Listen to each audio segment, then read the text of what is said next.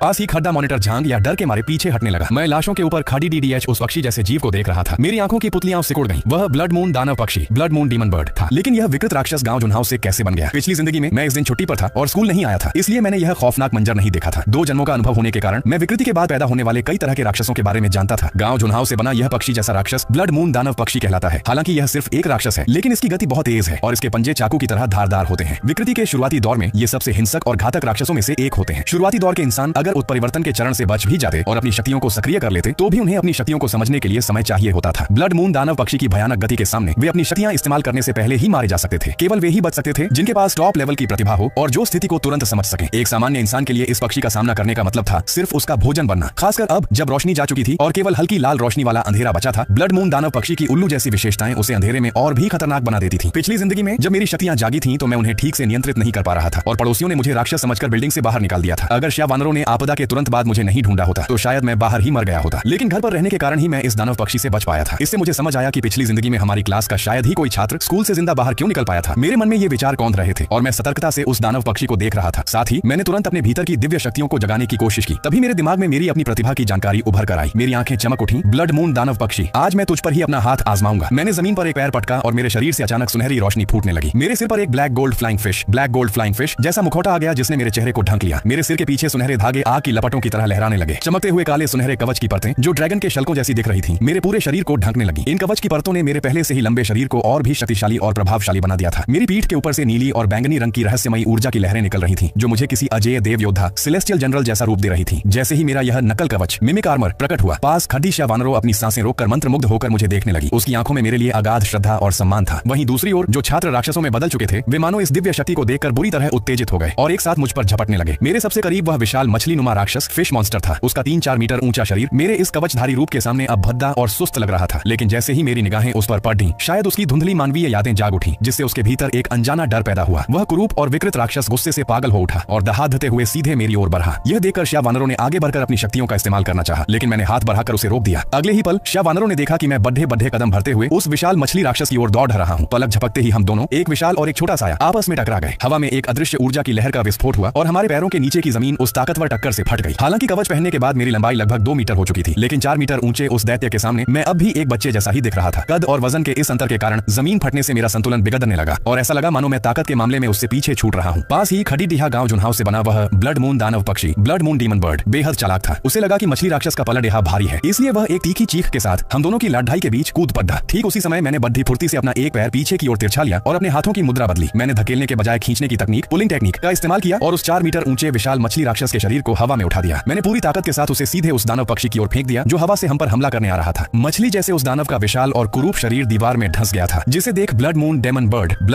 Bird तुरंत गुस्से में दहाड़ने लगा। उसने अपनी दैवीय शक्ति, स्पिरिचुअल पावर के दम पर कुचले जाने के ठीक एक पल पहले अपने पंखों के सहारे उस मछली दानव के ऊपर से छलांग लगा दी। वह विशाल डैने फड़फड़ाने लगा और उसके चेहरे पर मौजूद मानवीय आंखों की पुतलियां घूमने लगी जैसे वह कुछ सोच रहा हो। उसे समझ आ गया था कि केवल अपनी ताकत से वह काले सुनहरे कवच, ब्लैक गोल्ड आर्मर वाले उस मानव को नहीं हरा सकता। तथाकथित राक्षसी पक्षी ने जोर जोर से चीखना शुरू कर दिया। मैं समझ गया कि यह सिर्फ गुस्से की दहाड़ नहीं थी, बल्कि वह अपनी रक्त की शक्ति, ब्लड लाइन का इस्तेमाल करके वहां मौजूद उन सभी आधे अधूरे बदले हुए राक्षसों, इनकम्प्लीटली ट्रांसफॉर्म्ड मॉन्स्टर्स को मुझ पर हमला करने के लिए बुला रहा था। अचानक उन सतर्क राक्षसों के शरीर का मांस जमने लगा। उनके चेहरे और भी भयानक हो गए। कई राक्षसों ने अपने मुंह में दबा मांस छोड़ दिया और एक साथ मुझ पर झपट पड़े। वह पक्षी चुपके से छत, सीलिंग की ओर उड़ गया। मौके की तलाश में मैंने अपने मजबूत दाहिने हाथ से मुट्ठी कसी और मेरे पीछे की बैंगनी आभा तुरंत एक चमकते हुए काले सुनहरे विशाल कुल्हाड़ी, शार्प जायंट एक्स में बदल गई। तभी ऊपर से पक्षी ने अपनी जान की बाजी लगाकर मुझ पर हमला किया, लेकिन मैंने मुस्कुराते हुए अपनी काइटियन कुल्हाड़ी, स्काई ओपनिंग एक्स, ऊपर की ओर घुमा दी। कुल्हाड़ी से एक विशाल प्रकाश निकला जिसने उस राक्षसी पक्षी को बीच से 2 टुकड़ों में काट दिया। जैसे ही मैंने उसे खत्म किया, पूरा कमरा शांत हो गया। मेरे सहपाठी यह देखकर दंग, स्टन्ड रह गए और बाकी राक्षसों ने भी मेरे शरीर से निकलने वाली पंगु रक्त रेखा, पैंगू ब्लड लाइन की शक्तिशाली गंध को महसूस किया। वे सब रुककर मेरी ओर देखने लगे। मैंने बिना किसी झिझक के छलांग लगाई और बिजली की गति, लाइटनिंग स्पीड से बाकी राक्षसों को मारना शुरू कर दिया। 3 मिनट के भीतर कक्षा के सभी राक्षस साफ कर दिए गए। तभी जीवित बचे लोग बाहर निकलने के लिए शोर मचाने लगे। मैंने ठंडे चेहरे के साथ पोडियम, लेक्चर स्टैंड पर जाकर कहा, सब शांत हो जाओ। मेरी आवाज सुनते ही सन्नाटा छा गया। कयामत, अपोकलिप्स आ चुकी है। बाहर हर जगह राक्षस हैं। अगर जिंदा रहना चाहते हो तो मेरी बात मानो। अभी मैंने बात खत्म ही की थी कि दरवाजे के बाहर एक विशाल हेलहाउंड नरक का कुत्ता अपने नुकीले दांत दिखाए जीभ लपलपाते हुए अंदर झांकने लगा। उसकी धीमी गुर्राहट कमरे में गूंज उठी। इसी बीच भीड़ में से एक लड़की डर के मारे चीख पड़ी, जिससे वह कुत्ता और भी हिंसक, वायलेंट हो गया। मैंने अपनी निगाहें उस पर जमा दी। पिछले जन्म में इसी कुत्ते ने स्कूल में शिकार करके खुद को विकसित किया था और नरक का 3 सिरों वाला कुत्ता था, 3 हेडेड हेलहाउंड बनकर शहर का राजा बन गया था। तभी सिया